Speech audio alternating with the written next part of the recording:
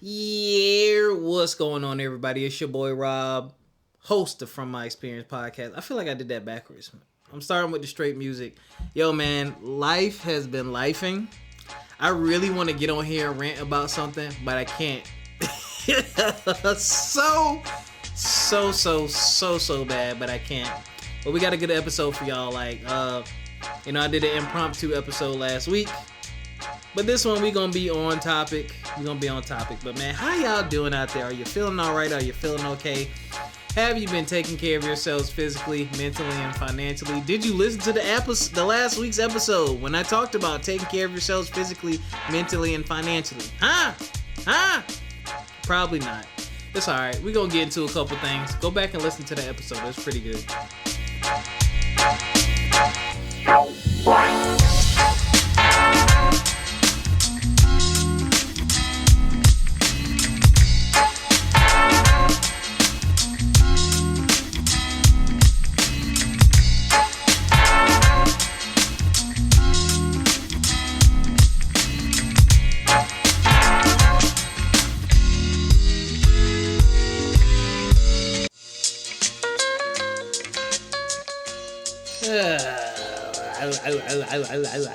Yo, man, it has been a crazy week, y'all. So, hello. I am not alone. I have the co-hostess with the mostest, Ericca. What is going on? How art thou?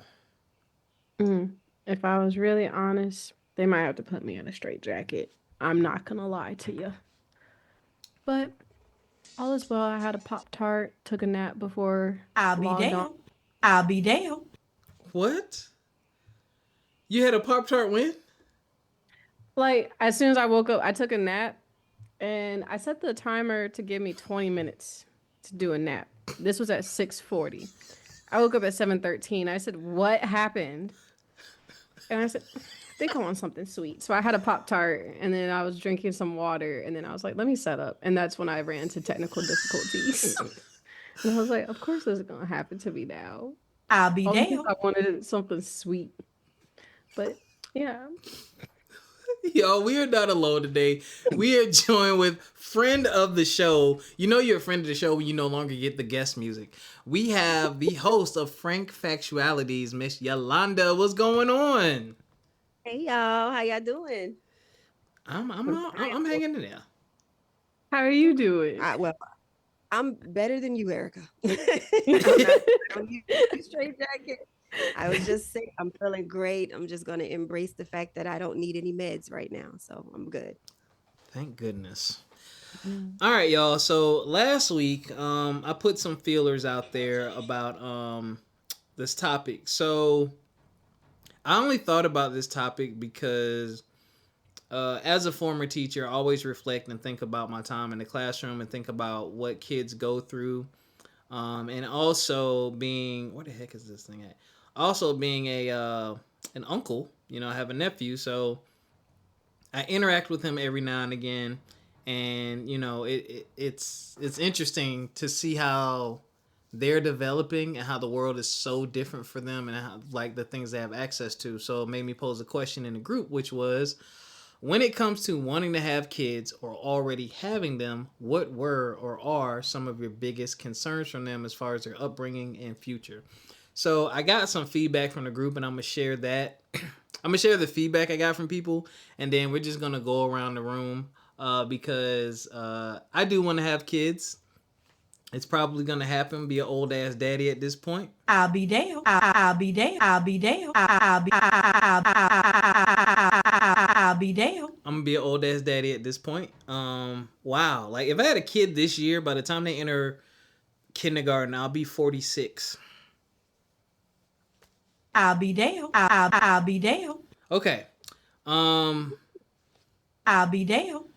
All right. So, shout out to David Bradley in the From My Experience podcast group on Facebook. Don't forget you can follow us on Instagram, FME_podcast, and you can join the Facebook group From My Experience podcast. He said, only thing I'm worried about right now is the current office. So he's talking about the political office. He said, I got college to primary, and it's not looking good for any of them. Wow. So he got kids college to prime. Wow. Yeah. That has to be pretty scary. Shout out to Richard J. Wallace. Richard! He said, my biggest concern is that they're exposed to so much so fast, but overall the level of maturity has gone down. I will agree with that. Scares me that the world treats kids like adults so soon, but they still acting like little kids. That hit. Yolanda, how you feel about that? I agree. I think that I don't know. Do you guys know the actor? What is his name? Is it Da Vinci? He plays. Yeah. Yeah. He's on. What's the name of the show? BMF as the brother with the eye. Yeah. Okay. Yo, chill. And I knew because of the eye. But yes, I had to say that part. You did. He did an interview, and he's from somewhere. I don't know. He's not from the U.S. And he said that he feels as though we baby kids here in America, and that we allow them after a certain age to still stay with us until they're 25, 26, and they need time. They're still babies. They still need to grow. And he says that that's not something that he's accustomed to, and that he feels as though we need to get them ready for the world sooner. And I kind of gotta agree. I agree. I think that we should teach them like they should be mature up until a certain point, and not baby them and not coddle them, because the world won't. And you know how back in the day, in the 70s, everyone looked like they were 40 and they were like 17. I feel like we're getting back to those times. To me, everybody looks so much older, so they're going to be treated that way. And you just need to be able to carry yourself accordingly. And nowadays, you'll see someone with a full beard and they won't even look you in your eyes, and they'll stutter when they're talking to you. And then you realize, okay, I don't think this is an adult, which they may be 18, 19, but they're still communicating as if they're still in high school. I agree.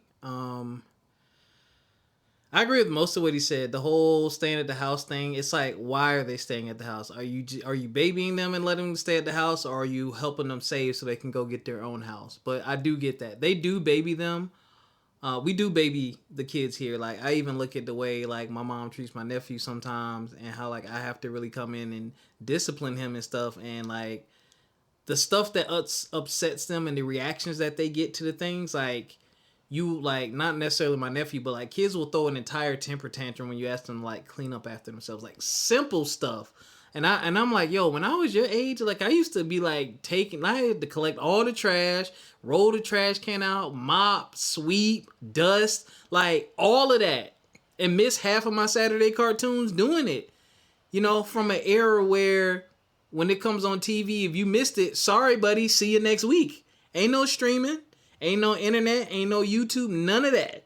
You miss it, sorry, buddy. See you next week. Like, and it's just crazy how much, like back to what Richard said, what they're exposed to. It's like what they're exposed to, one, and not having the context. So that's why I think conversations with your kids are so important. Like finding out what they're being exposed to, providing them context so they know like what's real, what's fake, and like what's behind these things. And then just teaching them responsibility and holding them accountable. Hold them accountable. Show them that there are consequences for your actions. There's consequences. I'm not going to buy you this, or I'm taking this away from you for a while, or I'm going to make you do this. Like, it don't exist, man. I think too many people are letting their kids sit in front of these devices, because when they do that, the kid is so locked in, you get your time back. Like back in the day, our parents, they either had to be with us, we were outside playing, or we were reading.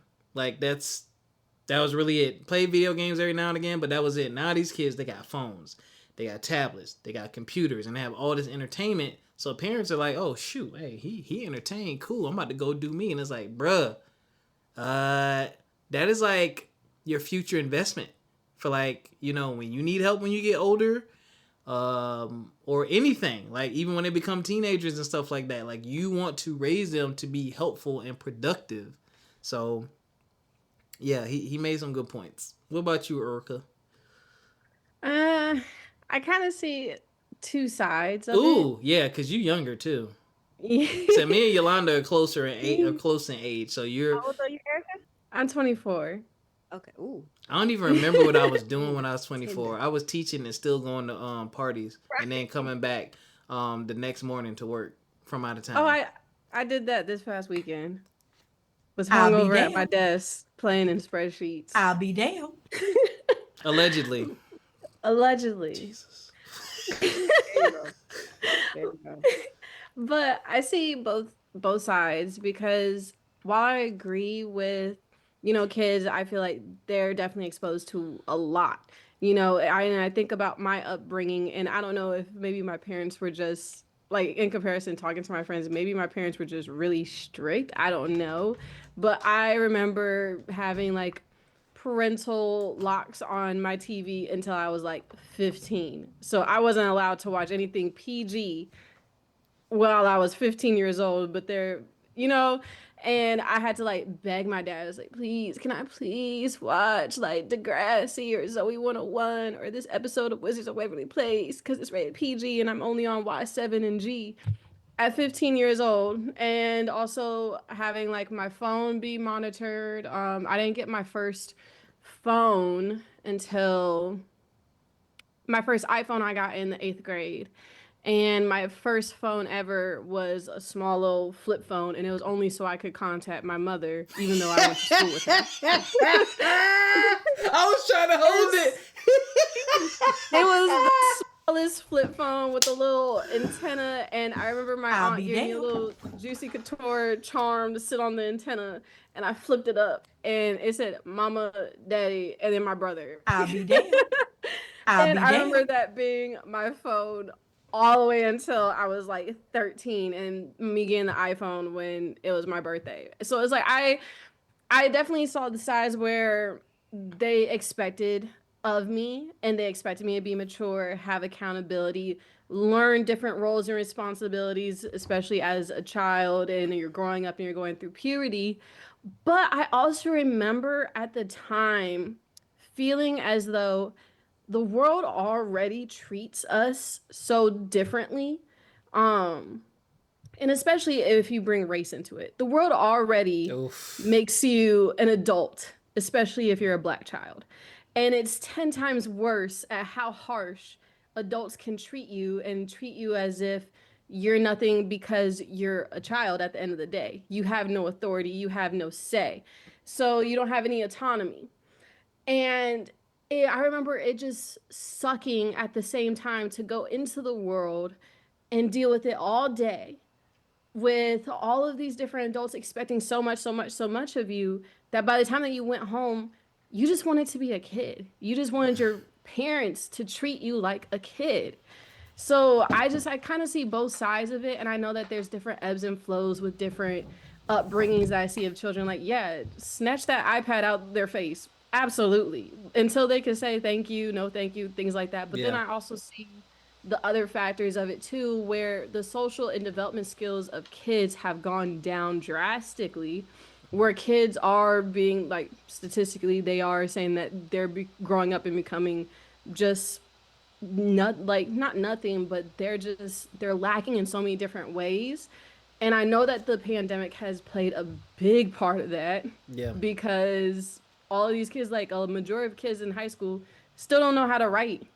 They still don't know how to type correctly, and they walk around with floppy feet, no balance, no posture, nothing because Yo, they floppy sat at feet is home. crazy. I'll be damned. Floppy feet because them wearing Crocs and slippers and slides like all day. And so it's like they don't know how to dress. Like I don't know if you've seen what PJs. happened on like TikTok where the girl done got fired from her office job because she showed up thinking she could be in a tube top and a mini skirt. Like that was business I'll casual. be damned. Like it's just a certain different things I Yeah. feel like play a factor. But I see both sides and I understand both sides. Yeah. We just got to make some adjustments, man. I think. Mm-hmm. Yeah, there's a lot of adjustments to be made. I'm gonna share a little bit more feedback. Shout out to my boy Carl Van. This is serious. I'm gonna shed a tear. So he said, my concern before having kids were hard. I didn't have my dad, so I didn't know what it meant to be one.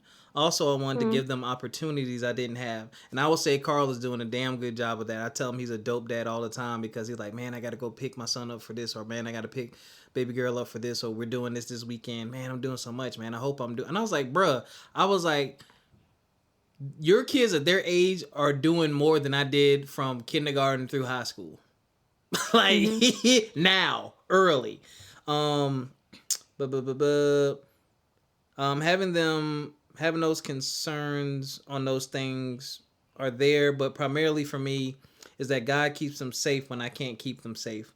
Those forehead kisses when they leave for the day are me sealing my prayer that they come back to me home unharmed, emotionally, physically, or spiritually. Yolanda, you connected with that. Now, Yolanda's the only one who has a family. You know, I was about to say Rob and I. Jesus, me and Ericca don't have any churn yet. Yo, don't do that to me. So, Yolanda, you made a face. I did, because I always say we are how we were raised, good, bad, or indifferent. And when he said, you were mentioning he didn't have a father, I see when I first became a mom, I knew that I didn't want to do some of the things that my mom did with me, or I didn't want my daughter to grow up how I did. So then you monitor and adjust because you're trying so hard to not be like your parents, or you're trying so hard to be like your parents, because again, we're going to do that based on how we were raised. It's just going to happen. So even if you don't think that you're going to be like them, or that isn't in the back of your mind, it will be. And then I so hope that you do it with a partner, like you have your baby's father or baby's mom with you, because you need that balance, and you do need someone to say to you like, hey, it doesn't have to be this way, or let's try this, because you'll get so caught in your head just sometimes trying to do the opposite, and it's not working. So I say that to say, my mom made me wake up before I went to school in the morning, and I had to clean my room and do all this. Now, mind you, my situation is very unique. I had a child as a child. So my whole thing was I was tired. And so then when I started having kids, I didn't care if they cleaned. I didn't care if they did all this, because I kept feeling like, well, my mom didn't work. So I'm like, well, why can't you clean? Why do I have to go to school, come home, clean all this stuff, wash the dishes? What were you doing all day? Like, what were you doing? Because I had work, and I still have work. And then I have this child that I have to take care of when I come back. So then when I got my kids, I was just like, well, they don't have to do that. They have this to do. And my husband had to be like, absolutely not. No. They got to learn. He got to learn how to do these things. No, ma'am. And it was a battle. And it was something that I had to just, because if you don't teach them, then who will? So even though you don't want to, okay, I don't want you to mess up my kitchen. I don't want you to be wasting all of my detergent trying to wash clothes. How are they ever going to know if you don't allow them to just do? And that was something that was hard for me to just let go of doing it for them, because I felt like I wanted them to still be kids. But how long is that going to go? Because you're going to forever feel like, oh, like my son's in the band now. Oh, he has so much to do. He has practice every single day. Sometimes he doesn't get home to 8. I don't want him to have to do those things. No, because how well would you have done when you're first place if you had never had to wash those dishes and wake up on Saturday mornings and do those chores? How prepared would you have been for your first place? You would have been lost. So I just think that and the praying part, kids are a gift and a curse. They're a blessing, but they're a curse, because they're gonna drive you crazy, and not for the reasons you think. To me, they're more trouble when they get older, and not really trouble, but it's harder. When they're babies, it's so easy because they're with you all the time. You really can protect them, but you want to allow them their freedom, because they need to grow and they need to evolve and they need to become their own individual. We don't own them, right? We have to let go, but letting go means, oh my God, someone can do something to you and I may not be there. So when he mentioned in his response about praying, oh yeah, my son's learning how to drive now. Ooh, I'm so scared. Ooh, shit. Because you will never get sleep. It's like, yeah, you'll never get sleep. It's just like, oh my God, are they coming home? Who's in the car with them? Did they go where they say they were going to go? Oh, Jesus, what happens if there's an accident? They absolutely did not go where they said they were going to go. I'm telling you, sorry. I'll be damned. It's so stressful. It's never a peaceful moment. Never. So, I feel his pain. Yeah, that was deep, man. And now, as someone who does not have churn, the parent thing definitely is very heavy on my mind. As I've gotten older, you know, you kind of have to. I've had the benefit and privilege of being reflective and looking at how I was raised and some of the things that happened to me, and then also looking at how my parents' lives were turning out or turned out, and said to myself, do I want to live like that? Like, do I want to make these choices?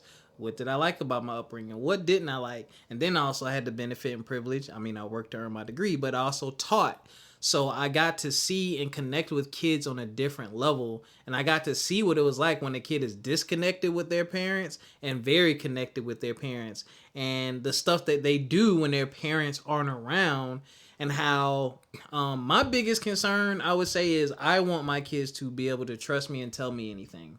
Like, I cannot tell you how many times I've had to call or email a parent and say, hey, I don't know if you're aware, but we were walking around at recess and such came up to me a little sad and asked if they could talk to me, and they shared this. And the parent is dang near in tears, like, I had no idea, no clue. Oh my God, what I'm doing. I'm like, hey, it's okay. Like, they're a kid.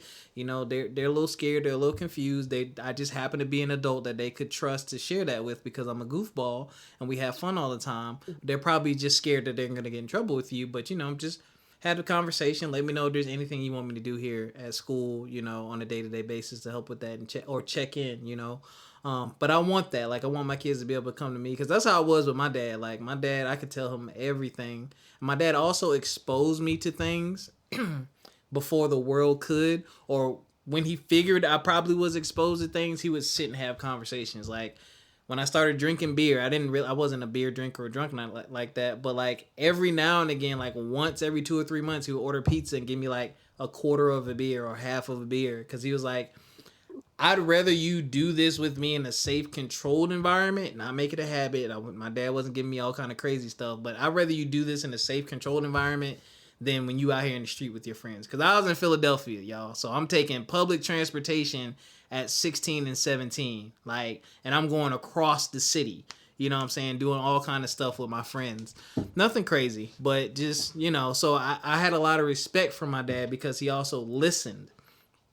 That was the thing that I loved the most about my dad. Like, when you grow up in the South, back from my era, I was born in 84, it was, if you're a kid, you shut up, you listen, you speak when spoken to. You do what you're told. The end. You had no voice. You had no opinion. My dad changed that. My dad said, I don't have to say yes, ma'am, or yes, sir. He said, that's slave shit. And people don't like that about me to this day when I'm in the South. When I don't say yes, ma'am, or yes, sir, they don't like it. But I'm like, that's how I was raised. And I mean, I'm not disrespecting you. I say yes and no. But just some of those small things he taught me, and then just him actually sitting and listening most of the time. Sometimes he pulled the nigga sit down. But most of the time I had a voice. So reflecting on like what my mom did, what my dad did, I kind of like have an idea in my mind of some of the things I want to do with my kids, because overall I like the relationship I had with both of them. There's some things that could be better, but you know, I'm working on that. And I got time because I ain't got no churn. What about you, Ericca? Do you even want kids? Yeah, I do. Okay. I do. But I agree with how you said how your father treated you growing up. That's how my parents treated me growing up. So very early on, they definitely made sure that sitting at the dinner table, yes, but we would just talk to each other about like our days. And Yeah. they basically were able to let me like articulate, communicate how I was feeling, or we would do like not debates but conversations about like politics, things that are going on in the news, current things like that. And it got to a point where I did feel like my mom and my dad, they always kind of like instilled in us growing up, me and my brother, they were just like, we may be irritated or mad or upset with you if you came to us and you told us something, but we'd rather you come and tell us rather than find out after the fact, because they're just like, we just want to be aware or know. Yep. So growing up, I think that's really all I did. Like, it got to the point where I was telling them everything, and I still tell them everything. I call my mom, I tell her everything, even though she's like, Erica, please, no, stop, I'm gonna hang up. No, you're gonna hear everything about this past weekend, girl. Sorry, we're gonna do a recap. But it's just because it's like when you have, and I don't know if it's just one because I had like my mom and my dad, but also I had their friends around. So it's like I had like the aunts and the uncles that like aren't really aunts and uncles, but Same. I had so many like adults around me that were just like, hey, like if you can't tell your parents about this, like tell us, like we'll be fine. And I was telling my mom that like last night, I was like, you know, it's crazy. It's like I was just thinking the other day about like my auntie and everything, and I don't really call them my auntie. I still call them like Miss or Mister. And I'm just like, they done known me for like since I came out the womb. I was like, they know me better than I know myself, just like you guys. And also like my dad, he definitely was the type to um try different things with like he knew he basically my parents were like, we did it, so we're not gonna always act as if you guys aren't going to do it Right. too. And so they just wanted us to be prepared. Like my dad, he definitely gave me drinks as a tester, allegedly, to make sure I knew my limit. Because he said, you're growing up. You need to know your limit if you're out with your friends. Yeah. You need to know what's going on. And he mixed my colors, my liquors, all types of crazy on me. I was so tore up. And to this day, that lesson, it rings in my head where every time I go out and they're like, what do you want? Vodka tonic. That's it. Nothing else. Don't give me nothing else. We not mixing over here. But like stuff like that, or like to the point where I felt like comfortable enough to tell them like before I went to like undergrad and be like, hey, like I may try something. I'm just letting y'all know now. And sure enough, my mama got the call where I said, I don't know what's going on. I'm tripping out so bad here, girl. And she's telling me to just stick my face out in the window and let the air just hit my face and everything. She said, you'll sleep it off. You'll be fine. But they kind of just, they kind of just had to sit back. And the thing is, they wanted to provide and do what they didn't have growing up, or the relationship that they didn't have with their parents growing up, where they could talk and do all this different stuff. And in turn, I feel like it made me and my brother so much better off because we were like, we could talk to y'all about anything, like anything. Like, yeah, you guys might tell us that's dumb. Don't do that. Don't be stupid. But it's like we could sit there and talk to you guys about anything. And then also they told themselves that they had to trust that we were just a mirror of themselves and what they did for us. So they're just like, hey, we told them, we said if anything ever happened and anything ever popped off, they could call us, but we just have to trust that they know that. So Very true. Very true. My dad gave me the drinking thing too. He was like, if mhm. you're out drinking and you bite your bottom lip and you can't feel it, you're done. Don't have any more. Your bottom lip Well, mine, 1000% gets numb when you start getting drunk. 1000%. I always took I that just with me. got real giggly. But I did when I started drinking. It was face for me. If I can't feel my face, that's it. Stop. It's my face. If I'll seriously, be you know, it's damned. like hmm feeling. You know, like oh, I Yeah. can't. Or everything around you starts feeling like a movie. You know, it's Oh, like I this love is that. real. Yeah, the feeling of like, okay, I'm in a different, It's like dimension. slow-mo in a What were y'all way. drinking? Yeah. I think women experience drunkenness. You know what? Oh, And not even women. the People. alcohol content, it is different for women. And Like, there's people, yeah. yeah, it hits everyone different. Yeah. When I think about parties I've been to, and yeah, because some people get to crying and snotting and they want to confess their whole life. Some people get angry. Me, I just be chilling. I like to enjoy, especially now that, we adults and we working. I enjoy the fact that it relaxes me. Like, Mhm. that is what I look for. But, I can't even drink like I used to because my stomach doesn't agree with it. So, yeah, there's that. All right. So my cousin, shout out to my cousin Shanna. So she has two children. So she said, my biggest concern prior to and currently was raising a black son in today's society. My Mm. guard is always up and I'm still fearful to a certain extent. She said costs would have to come close to in a close second as children are very expensive. Yes, they are. Mm. Well, both fear just come from more with a black son. And lastly, as a parent, making sure my children are fully aware that racism still exists. Whenever they are not with us, they are not protected. So yeah, awareness is very awareness is a very big thing. I was aware of quite a few things growing up, and I think about today's kids where it can kind of be masked a bit. I think a bigger, and it's sad too, because it's like, I think about when I grew up. I grew up partly in the South and partly up north, and the stark difference. Like up north, I didn't meet a lot of my friends' parents up north, but I had friends from all different kind of cultures. We're still Facebook friends. I mean, Italian, black, white, Russian, African, like people from across the world, like were my friends, and we're still cool. And it's just like that sweet innocence of a child just learning and interacting with one another, and they can easily be poisoned by their parents by saying, hey, these people are like this, these people are going to do this. And it's like, bro, your child has day-to-day experience with these quote-unquote people you're describing, and they're getting a very different experience than what you're saying that they will get or should expect. So I think a lot of time it is the parents just instilling that into them.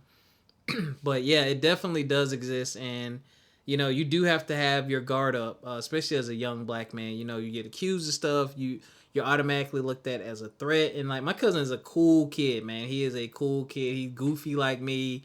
And yeah, I love him to death. Both my little cousins. So yeah, that's definitely very real, man. Just raising a black son or even a black daughter, like just black period, is different, especially again with this administration, man. Oh, I can't, y'all. I know we haven't been giving y'all headlines too, by the way, but it's so depressing. And I don't even want to say his name, but that man in that office is like trying to take us back to like the 40s or something like that. I'm gonna stop there. Y'all have thoughts about that? Hibernate for these next 4 years, but it's not possible. We gotta get money in these next 4 years. Watch what the people with money are doing, y'all. This is the time to buy stocks and invest in stuff. People talking about the stock market is crashing and blah blah blah. Excellent. If you don't have money in there, definitely excellent. That literally means for you, everything's on sale. The end. This is, if you ever thought about investing, you questioned it, this is the time, man. This is the time. Buy it now. It will come back up.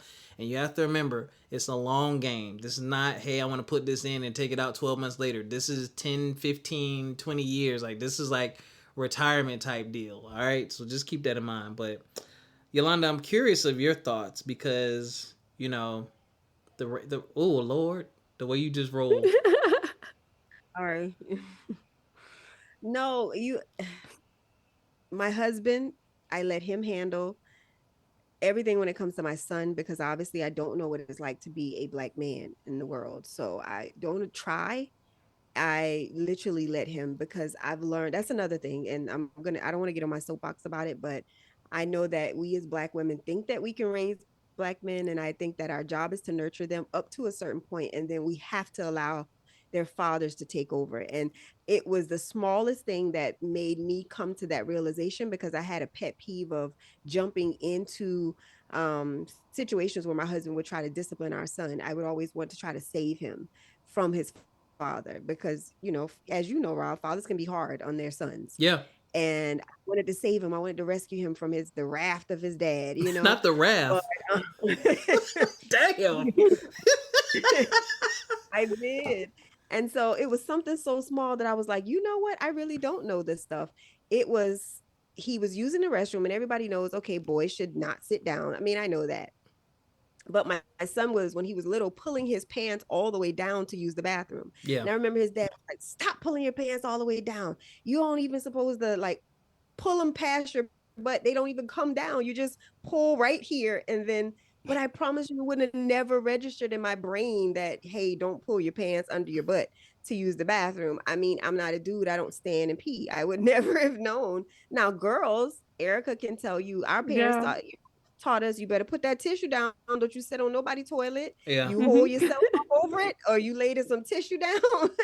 Or either, as little girls, they would literally hold us up while we use the restroom at bathrooms. So we know those things, but I'm not going to know those little nuances. And then I realized when my son was going to school and giving me scenarios, and I would tell him, well, you get back to school, you tell him this. And my husband's looking at me like, he is not a woman. Why would he say it like that? And why would he... Like, you got your son going to school expressing himself? that matters too, though. But go ahead. You get what I'm saying? Yeah. Like, you don't think, because, and then you you wonder and you think, like, when you see other kids, and because you've been in education, I'm still in education. When you see how these kids respond and interact about certain things, you can kind of tell, like, okay, grandparents raised him. That is an old man. Yes. He respond just like old people. And I didn't want my son to be acting like his mama at the schoolhouse when his daddy is in the house. So um also, as far as him being a black male, I think it depends on where you live. We live in Orangeburg. It's probably about 95% black. Yeah. I am very proud of that. I know, like, the sheriff knows my name. The sheriff for the like, I know he knows my name when he sees me. He knows my husband when he sees him. He knows my son. Like, I know him personally, and most of the officers are black. Public safety, I don't live in the city, but either way, majority of those officers are black. So I'm not as concerned about my son in our city, because they are used to dealing with us because they are us. And so you really don't have those, like, situations that we read about or hear about in the news. However, my husband is from Mount Pleasant, Charleston. Right. And so his experience growing up has been totally different. So when he talks to our son, he's speaking from his experience, where he was the first, he went to Wando High School, and he was the first black drum major at Wando. If he wasn't the first, he was the second. I don't know, let me lie on that. But anyway, they broke into his home and wrote "No nigger drum major." Wow. And yeah, on the walls. And so it was just really rough for him. So I worry about my son when he goes to visit his granny, and that when he goes to Mount Pleasant, and she's like, yeah, just walk down the street to the center. And I'm just like, what? You want him to walk? No, I don't want him to walk, because I know that that's not our area. It's Yeah. predominantly white neighborhood. I'm fearful of that, because I know that but to be fair, I think that being raised in Orangeburg and being around, like, everybody's black. Your principal is black. All of your teachers are black. The man who owns the Chick-fil-A in Orangeburg is black. Like, is biggity black.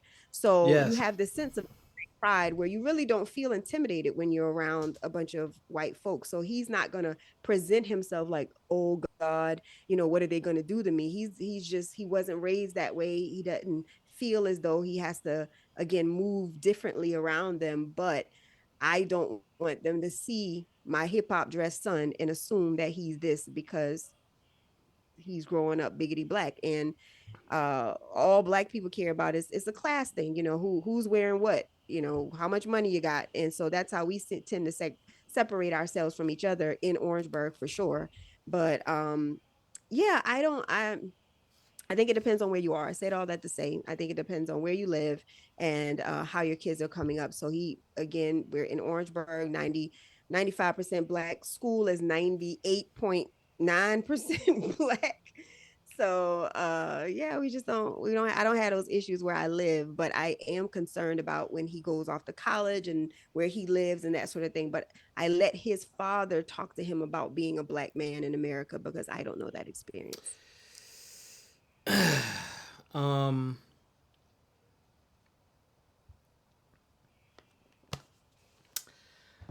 Yolanda, I always hold you in high regard and esteem, just all the way back from my IMM days. Was that the name of that place?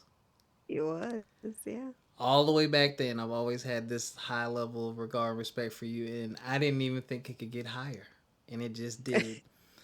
Because that is a brave, bold thing that you did, and a very important thing. He's learning from you too, and you're right. How can I say this without pissing people off? It doesn't matter. Black women have struggles, and when I say few years, maybe 5, 10 or ish, there's been like a huge movement about you all's voices and you all's just roles, and then like the beautiful things that you all are accomplishing, which there is nothing wrong with it. It is awesome. It's spectacular, and you deserve to shine, and you deserve that. Unfortunately, a side effect, and this is kind of like what happens in our community. It's like we can't uplift someone or uplift without putting someone down on the side. And for men, typically we're quiet. We hold stuff in. We observe. our mindset is completely different, and we're focused on different things, and we want to go about things a different way, and we're always thinking about protecting. Like, I've never said this, and I've thought about this. Like, I wonder what a woman thinks, or how what goes through her mind. I could only imagine when she's like maybe in a store or something and she sees other black men. Like, what scenarios go through her mind, like, or if it's just you and maybe one or two other black men and everybody else is something else. Like, what goes through your mind? What goes through my mind when I'm like the only black man in the room, or there's only a couple of us and there's a couple women, we typically make eye contact, and I'm thinking to myself, if something happens, what would I do to help protect them? That's not even something that my dad taught me, but that's how I think when I'm just out in the world. Like, even when I'm in the grocery store, hey, you need help with anything? Like, I do stuff like that whenever I see a black woman. Like, it's instilled in me that we care for y'all, we want to protect y'all. But society-wise, yeah, raising the black man, like, what we go through and what we have to put up with and deal with, I don't think anyone will ever understand, and there's not very many people who will try to understand because they think it's easy. But we're literally constantly being challenged by everybody. Just like a lot of times women are constantly challenged by everybody. It just looks different. Y'all's is more overt. People will say stuff to y'all outwardly and disrespect y'all. For us, it's covert. It's actions. It's words. It's giving you a smaller portion. It's little sly remarks. It's, I'm gonna try you to see like what you gonna do. Like, and you have to think about so many things. Like, if I smack the shit out of this nigga, what's gonna happen? Like, I don't want to go to jail, but also, now they gonna think I'm a punk, so now they gonna try me, like stuff like that. And then even just dealing with women, you have to have a woman with high emotional intelligence. You don't want to be this super over aggressive dude, but you're also not allowed to be soft. Oh, you soft. It's like, well, what do you want? Like, so it's like, it's so hard to just be accepted. But yeah, there's a lot of things that your husband is definitely going to instill in your son that will help him out in this world, because yeah, a lot of weight is on our shoulders. People don't see it. People don't understand it. People don't get it. My phone has ringed a lot for a lot of things that I will never speak on and speak about. But a lot of people have called me just because they wanted to feel protected and comforted. And I hold them up. And I don't have to go out here and brag about it or talk about it or put it on this podcast or put it on my story all the time or talk about how I'm always doing these things. But I do them, and I do them in silence, without the extra added appreciation and wanting everyone to cheer me on. It's just something that I do, and I'm just used to doing it as a part of my day-to-day life. So I appreciate you giving your husband that space and giving your son that space, because he's going to remember that. Now help him balance now. Please help him, like, make sure he knows how to speak. I don't step all the way away. Okay. That's the other thing. Like, we don't, like, even my older friends, I can tell some older friends I game with, they don't express their emotions often. It's not healthy. I express mine quite often, actually. If you listen to the podcast, yeah, I already know. I'm expressive. My dad raised me like that. But you got to do that, because I used to put up with a lot of stuff in my dating life and just regular life that I shouldn't have put up with, simply because I didn't speak up. I felt something about, like, oh, you a dude, you can't say nothing, that ain't right. Like, no, people don't expect you to do that, so don't do that. That ain't me no more. So, all right, off my soapbox. I said it was when she said to her parents they would sit and have dinner and they would just talk about their day. That's what I did when I first became a mom with my daughter. I never done it before, but what I knew is that if I would just open dialogue with her and just say, hey, how was your day? And every day. And then sometimes it's like pulling teeth because they don't want to talk. It's like, oh, fine. So then I asked details. Well, what happened in math? What happened in English? What happened at lunch today? Didn't you tell me last week that your two friends were beefing? Are they still friends? Is it like I would just, and then now it became me now checking in like I go to high school. Hey, what's up with old girl? What did she do today? Did she? And then now that makes her comfortable with talking to me about anything. It's just the little things. So you're able to express yourself because your parents allowed you that space to be able to do it. She can talk Oh, you freezing.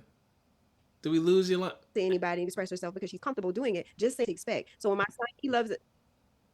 Oh God. Not your Even internet. if I connect Okay. it, it's unstable.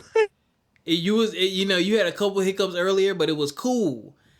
This time, oh Lord, and I'm frozen on the face. Thank Wait, God my we not back? recording. If we was recording, yeah, you're back. We heard a majority of what you said though. Okay. Am I Opening back that for real? no, opening that dialogue like Okay. you said is extremely important. I used to tell my parents that when I was a teacher. I'm like, the best thing you can do with your kids is every day when they get home, say, "Do you have any homework? Well, how was your day? What'd you learn today? Tell me about your day. Do you have any homework?" I said, do it every day. And I said, before you know it, they're going to come home and you won't have to ask. And so many parents thank me for that. I was like, it's the little things, man. It is the little things Absolutely. like that, building that relationship. Absolutely. Erica, how you feel about, you know, men in this society and what we got? No, I'm just kidding. All right. You saw I was getting charged up too. You was getting charged up? Oh, you know what? Ooh, never mind. You don't need to speak on men right now. You do not. Hold up. I'll be damned. I'll be damned. I don't want you I'm to just speak on black men playing. right now. I don't No, want you to. I'm just playing. I love y'all sometimes, but I love I y'all. always love But y'all. I always love y'all through the ups, downs, good, bad, ugly, and the struggles. and the foolishness. But I but no, I absolutely agree with both of you guys and what you guys are saying because I know for my mom, that was definitely something that she struggled with my brother, where she kind of just wanted to be comforting. She wanted to make sure that my dad wasn't being too harsh on my brother growing up and everything like that. But in turn, my dad focused that energy on me. So it was kind of like I got hit with like a double whammy of not just like learning things from my mom, but then I had my dad in my ear all my life, just telling me everything that he's been dying to say. So I think that's been like something, especially growing up, that's helped me is getting to the point where now it's balanced. At Yeah. one point, it was just my dad saying, write this down," and it's like, brother, relax. Like, why are we imagining all these different scenarios? I am 15, but but I appreciate them because I mean they don't come up until like 10 years after the fact, and I can sit there and go to him and That talk part. about it and laugh. Like half of my work day sometimes is me calling him out the blue, telling him about something. And I said, "Am I tripping or what? You gonna tell me if I'm tripping, right?" But and I enjoy my mom, and also because she did open that dialogue. The dialogue really started with my mom was because we went to a Title One school. She taught at a Title One school, so I was transferred to be there because I had a teacher who kept giving me tree nuts, knowing that I was allergic, and it What? just wasn't a yeah, that's the main reason why I ended up with my mom at school was because she was trying to tell the teacher like, hey, she has an EpiPen. She is allergic to tree nuts. And she was like, oh yeah, okay, yeah, don't worry about it. Gave me a bag of nuts the next day. I said, ma'am, I was like, what are you Wow. and and that was something where also that I think that was one of my first instances of like awareness because she didn't really care for me because Mm. she thought that I was a difficult child when I wasn't because my parents taught me to be expressive, to speak Mm-hmm. for myself, have my opinions. They wanted that. They wanted me to form my own opinions, things like that. So I was always getting into issues with her to begin with. And so when I went to the Taiwan school with my mom, it was just like all these different like cultures and different races and ethnicities. So it was like, yeah, I experienced like a little snippets of it a little bit, but nothing from like the teachers. It would be maybe from like the 1%, 2% population. And it's like, yeah, girl, but guess what? You at a Title One school, so now look. It's like Oof. it's like you can't be acting all uppity and we all sitting here in the same classroom. Now what? But again, S's and S pluses before they did like A's and B's. But I feel like that kind of helped in a way, and also the area definitely made a big difference because DMV area, it's very diverse. Yes. It's just a mixture of everything, no matter where you go. And so I think that truly did help growing up. I know that it still didn't um, wash away the fears that my parents had for us growing up with me and my brother because, you know, he was hot-headed. He easily tempered through like the puberty years, and then me, it's like I'm very opinionated, and my face is gonna show up before I tell it. Same. And so I don't know. I just think that and also from where they came from. My mom came from Connecticut, where she was one of like five in her graduating class, and my dad, he came from Front Royal, Virginia, the sticks, where he was really like the only one. Or like back when he was in high school, like yeah, you could date, but you weren't able to like walk next to that person in the mall. Like you had to walk behind them.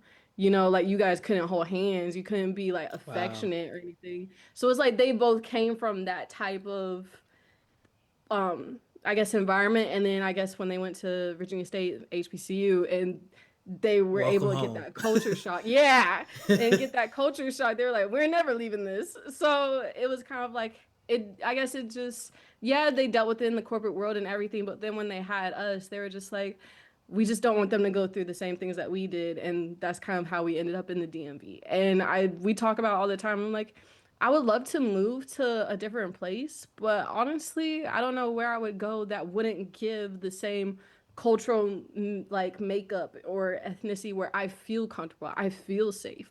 Like I don't know where I would go for all of that. Mm, nothing like a HBCU. All right, I'm gonna share this last piece of feedback, and then I'll get everyone's final thoughts, and I'll let everyone go. And I apologize if y'all have heard my stomach growl on this broadcast. I heard your stomach. You didn't eat. I did have Chipotle earlier, and my mom had Chipotle for the first time because she had half of my food because she was gonna make a sandwich, and I was like, you can do better than that. I should have got it 2 bowls. All right, my mentor, Corey J. Millett. That's how y'all do. See, black man always taking care of black women. Not always. Ooh, I pissed someone off by saying always just now. Oof. All right. He said, bro. My mentor said, bro. All right. So that one, I guess, is probably the easiest one. You just want to do you just want to do all that you can, and you want them to be safe, and you want them to know that they're content. But that was like the biggest one. He said to make sure they were ready for the world, not that the world was ready for them, and to prepare them to be productive in this world. He said that was kind of the center for him.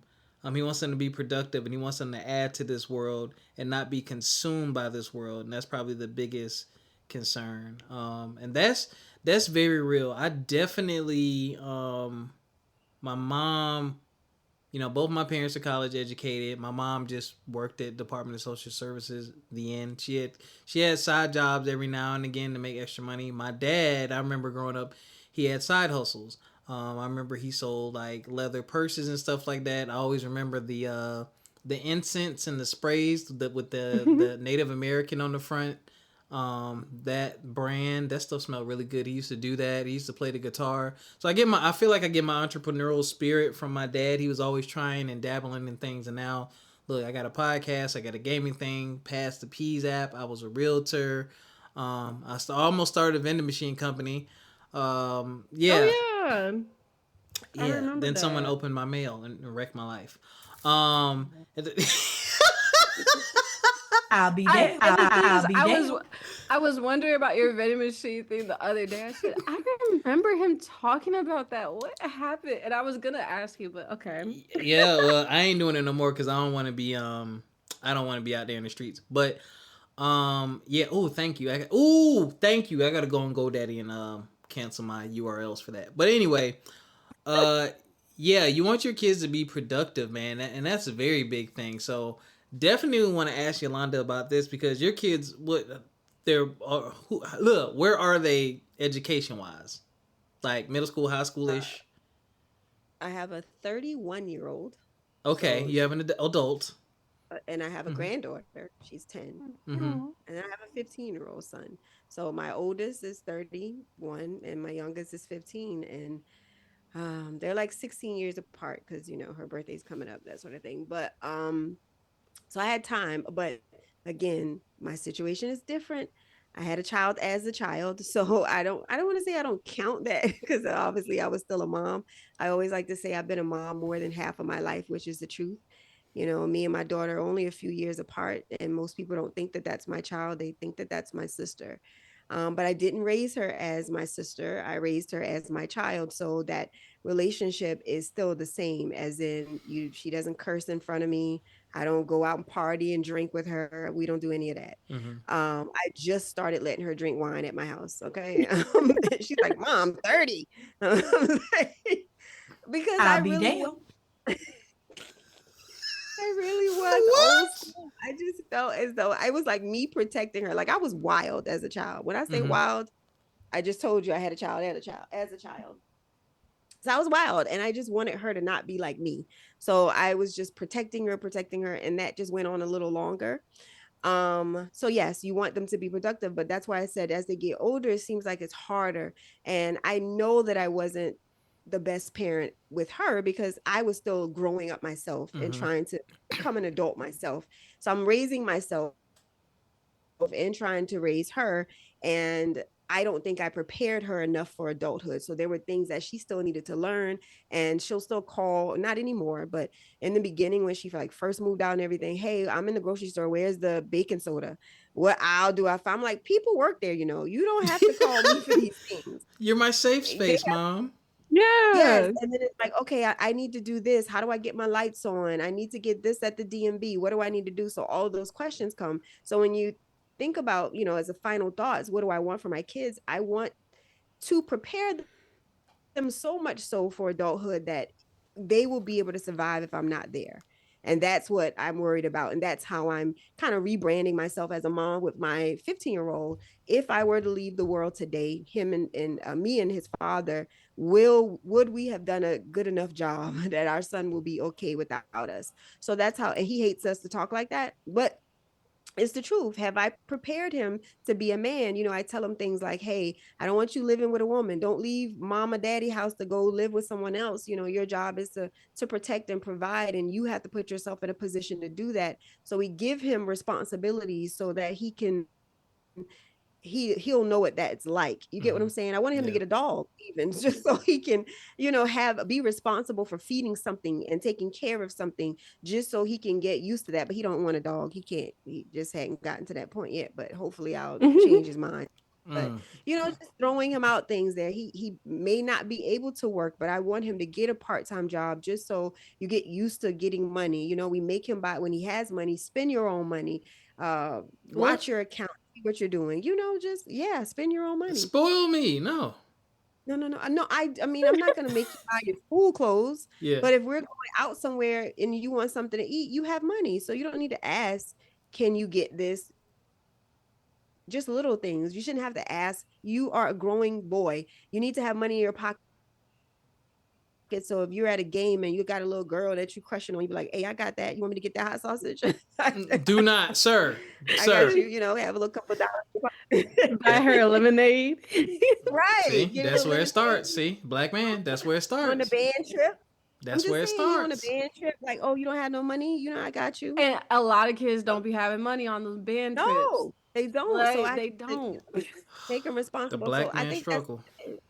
And you know what? That's what's crazy is that's like a line for me as a counselor. Whenever I'm talking to parents, I'm like, yeah, what do you do? My job is to make sure that we put them in a position to be productive citizens. That's what I say. So I think that all goes into being a parent as well, putting your kids in a position to be productive, because again, your job is to raise them. And especially for women, I'm gonna say this to women and then I'm a hush.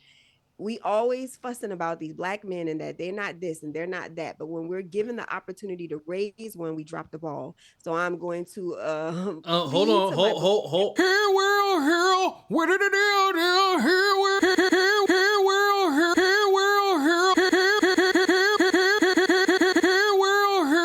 where did it do? Here world. That was a bar. Well, you got the opportunity to raise one? Yeah, we dropped the ball. That is what I noticed. I mean, we coddle them to the and then we wonder why they can't provide why they're not in a position to do that, why they're not ready to be married, why they're not ready, because we're dropping the ball. We're not raising them to be these men that we want to see. So that has been my role. When I was talking about allowing his dad, my role is to make sure that I'm preparing him to be a husband for someone later. And I make sure he understands that, baby, women don't want to see that. You want to do that. And then his dad teaches him, again, also how to treat a woman. And I know his dad doesn't like that. He's a little affectionate. He'll hug you and do all these things. But I know that as a woman, you want your man to be able to express himself emotionally. Yeah. And that includes kissing on the forehead, coming in and hugging, asking how your day was. So it's a perfect balance, I think, because I am aware, and being in education has helped with that as well. When you were talking about that, because you see so many kids and their issues because they tell you. And so I'm just trying to, and my husband's in education. So my son we both from both ends just see so much that I think that we're doing a fairly decent job. So as parents, don't beat yourself up. Actually, don't stress yourself out if you don't have any children. You are going to have an opportunity especially if you have multiple kids, because neither of them will be the same. One is not like the other. Same mama, same daddy. Even so, it's not going to be the same. It ain't. They won't be like you, even in some cases. I'm very social. We got podcasts. God dang it froze again. Out here. You said we got. Hold on, you said we got both of my kids. My husband says it's my fault. Huh? Oh, the videos.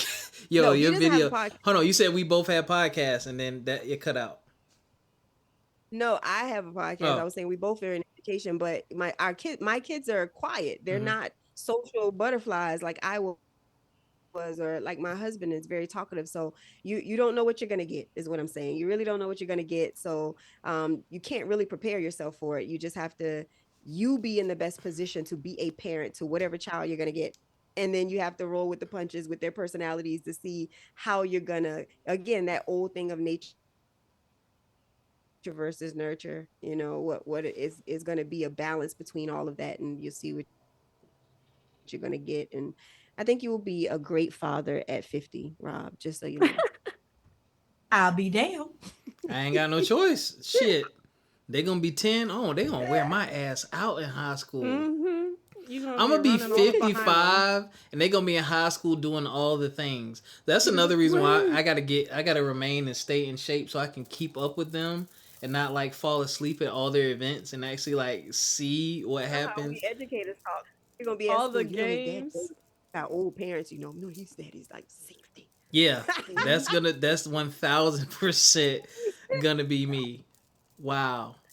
And spent all these years without kids, really just getting my life together. Didn't do any of the fun, extravagant stuff you probably think I do as a single person. When your friends be like, man, you lucky to be single. Nah, dog, I done made some mistakes. This is recovery time. This has been, a lot of this time has been recovery time. I ain't been traveling the world. I ain't been smashing all these exotic cheeks. I ain't buy all these foolish and crazy things. Nah, bruh, I've been over here surviving. And now I'm going to bring this little one in my life that's going to make sure that I'm still surviving and not doing all these crazy things. So, yeah. Ericca, you got anything else before we get up out of here?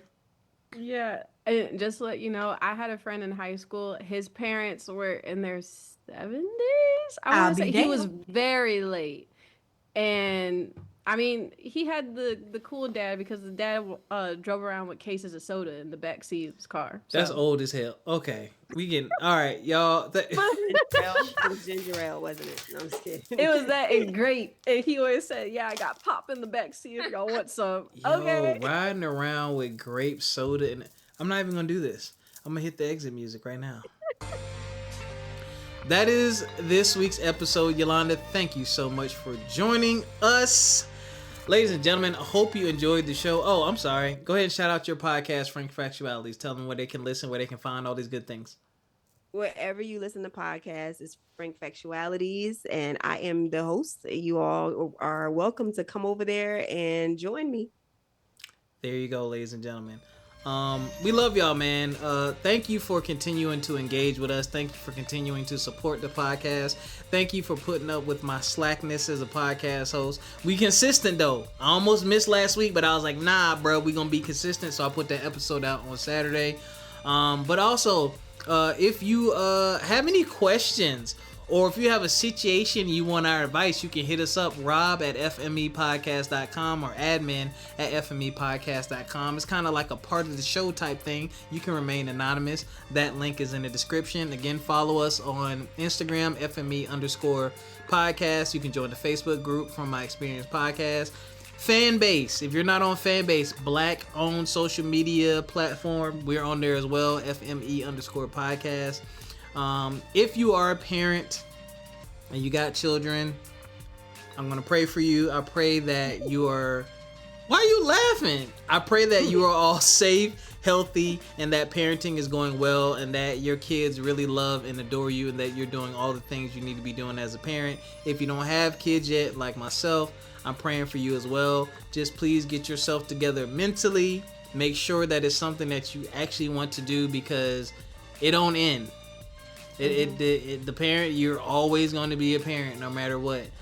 So really think about that, and think about, how you want to raise your kids and the type of experiences you want them to have. So when you meet that partner, if you're not already with that partner, have that discussion so there's no crazy ass surprises when that kid pops out and is like, we ain't never talk about that. So yeah. Anyway, until next time, take care of yourselves physically, mentally, and financially, and we'll catch y'all. Peace.